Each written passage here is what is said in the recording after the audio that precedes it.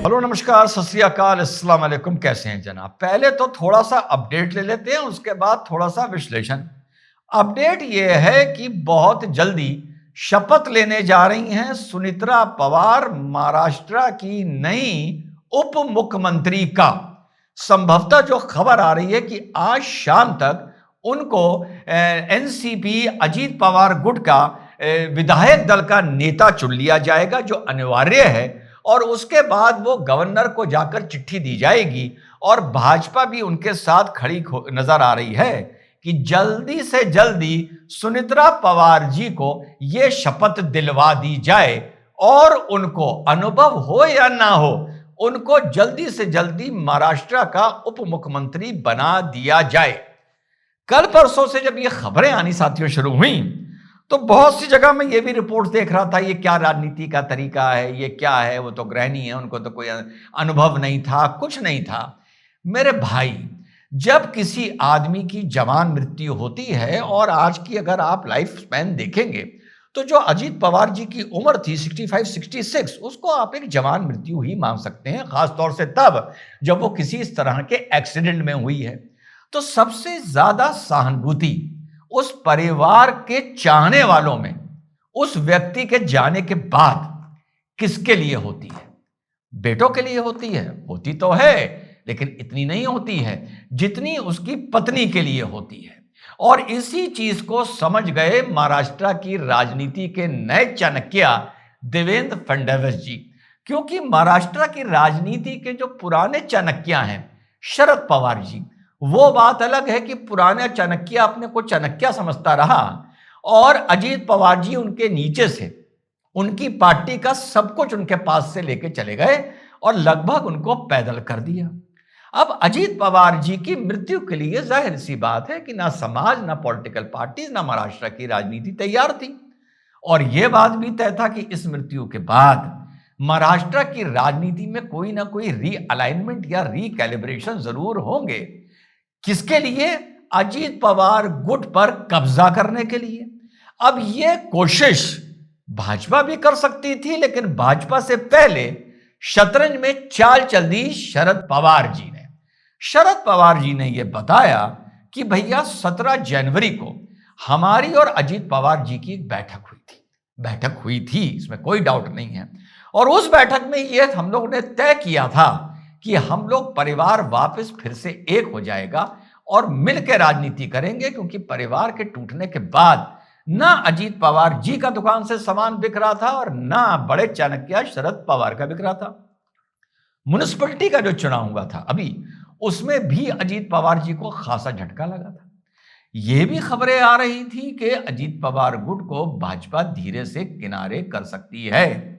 तो इन खबरों का फायदा उठाते हुए 17 जनवरी के बारे में यह बताते हुए कि उस टाइम अजीत पवार जी की यह इच्छा थी कि दोनों घटक दल वापस में जो टूटे थे परिवार एक हो जाए। किस लिए? ताकि एक इमोशनल कार्ड चले कि अजीत पवार जी की मरने से पहले जो इच्छा थी वो ये थी कि एनसीपी वापस फिर से एक हो जाए। वो बात अलग है कि एनसीपी अजीत पवार गुट के जितने भी लोगों से यह पूछा गया, मीटिंग हुई थी, नो डाउट अबाउट इट, कि भैया वहां पर कोई ऐसी बात हुई थी, तो सबने फिलहाल डिनाई कर दिया। अब भाजपा को यह देखना था कि शरद पवार तो कहीं ना कहीं अजीत पवार गुट के लोगों को, नेताओं को खींचने की जरूर कोशिश करेंगे।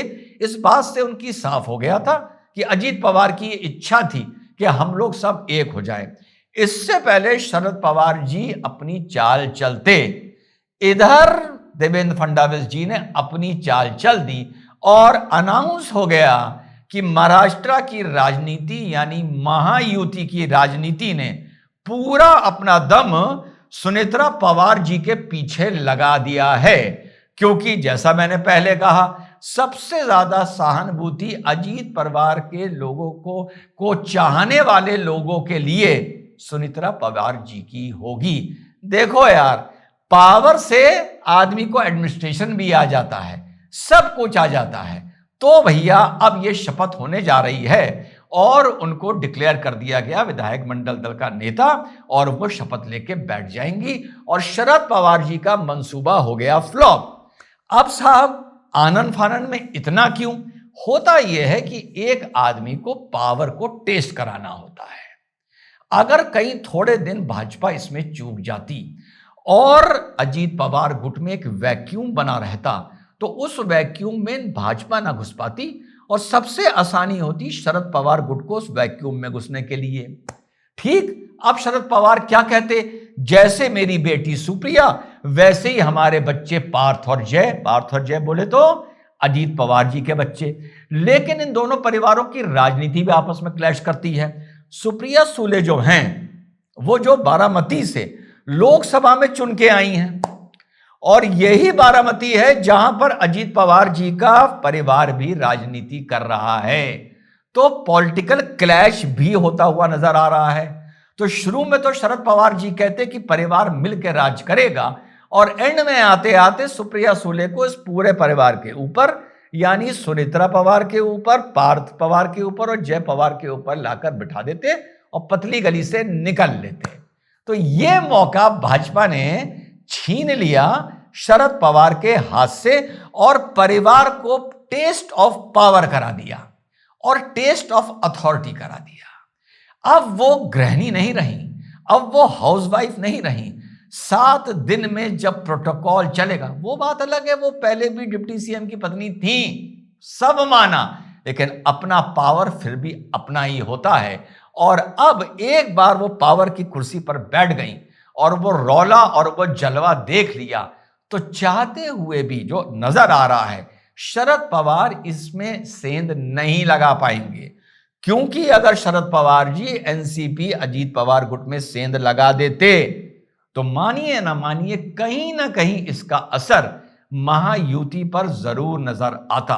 तो अफसोस के साथ कि अजीत पवार जी की मृत्यु हुई, लेकिन full marks to Devendra Fadnavis कि वो इस बात को समझे, उन्होंने भापा और आनन फानन में अनाउंस करवाकर पुश कर कि आप ही हमारी डिप्टी सीएम होंगी।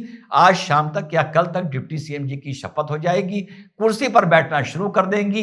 बेटों को भी नजर आने लगेगा कि अब हम मां की, पहले हम अपने पिता की छत्र छाया में थे, अब हम अपनी मां की छत्र छाया में होंगे और इंडिपेंडेंट राजनीति आने वाले वक्त में करेंगे और अपनी जगह बनाएंगे। ऐसा ना हो एंड में आकर कजिन सिस्टर सुप्रिया सुले हमारे ऊपर बैठ जाती और परिवारवाद के नाम पर, और हम बी टीम बनकर रह जाते। क्योंकि इनके परिवार को, अजीत पवार के परिवार को यह भी पता है, जैसा मैंने उस दिन बताया था कि 2004 में एनसीपी की सबसे ज्यादा 71 विधायक आए थे।